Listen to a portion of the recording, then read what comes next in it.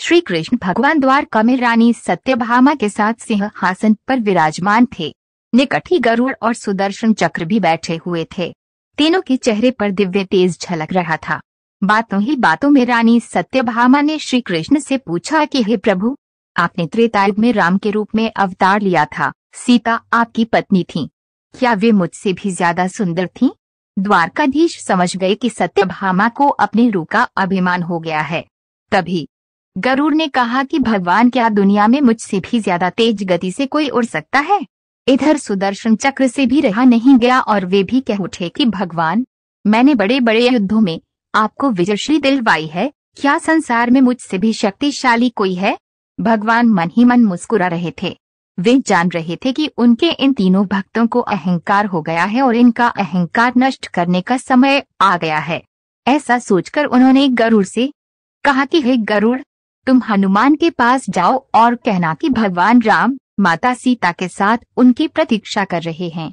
गरुड़ भगवान की आज्ञा लेकर हनुमान को लाने चले गए। इधर श्री कृष्ण ने सत्यभामा से कहा कि देवी, आप सीता के रूप में तैयार हो जाए और स्वयं द्वारकाधीश ने राम का रूप धारण कर लिया।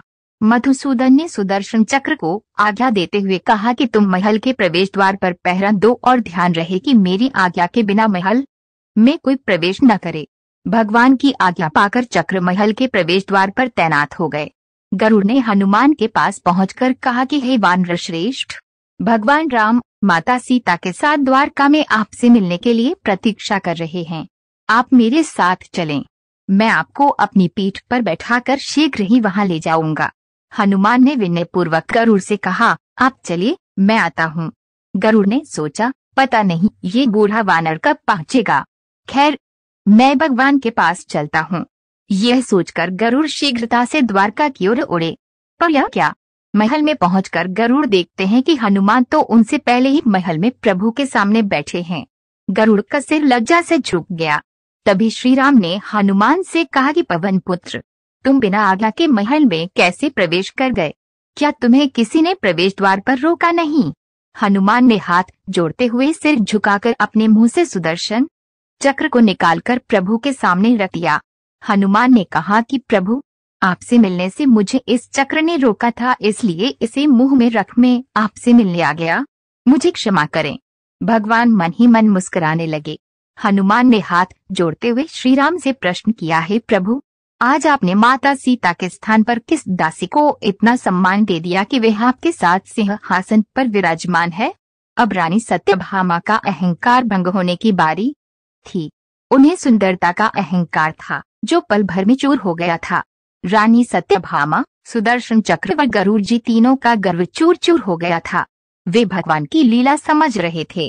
तीनों की आंखों से आंसू बहने लगे और वे भगवान के चरणों में झुक गए। अद्भुत लीला है प्रभु की। अपने भक्तों के अहंकार को अपने भक्त द्वारा ही दूर किया उन्होंने। सार जीवन में कभी भी अहंकार नहीं करना चाहिए। जरूरी नहीं है कि आज जो आपके पास है वह कल भी होगा। अपने अंदर जरा सा भी अगर अहंकार आने लगे तो स्वयं ठाकुर जी हमसे दूर हो जाते हैं।